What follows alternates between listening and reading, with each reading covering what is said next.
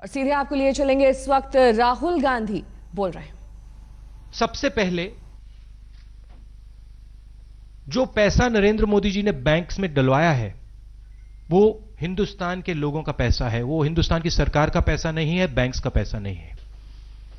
तो जो लिमिट लगाई गई है 24,000 रुपए की, उस लिमिट को अब आप हटाइए, क्योंकि इस लिमिट से आप हिंदुस्तान की फाइनेंशियल इंडिपेंडेंस छीन रहे हैं, हमारे लोगों की फाइनेंशियल इंडिपेंडेंस आप छीन रहे हैं।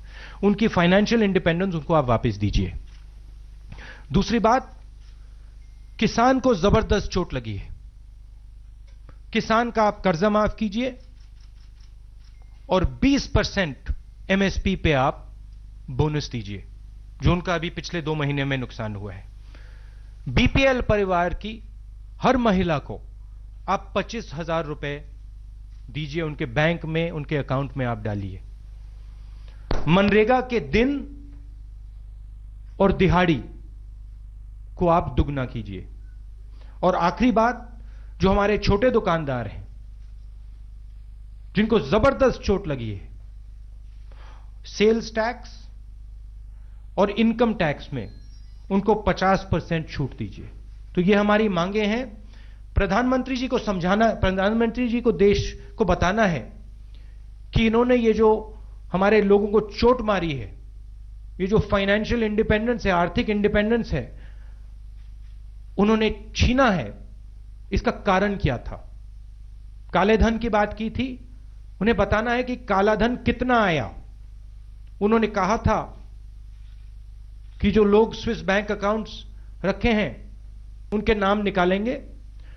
स्विस सरकार ने नरेंद्र मोदी जी को लिस्ट दे रखी है सब लोगों की जिनके पास स्विस बैंक अकाउंट है। नरेंद्र मोदी जी यह भी जवाब दे दें कि वो लिस्ट लोकसभा में, राज्यसभा में कब रखेंगे। हम जानना चाहते हैं चोर कौन है, और यह भी समझा दें कि वो इन चोरों को बचा क्यों रहे हैं। आप सबको कांग्रेस फाउंडेशन डे की बहुत बहुत मुबारक। धन्यवाद।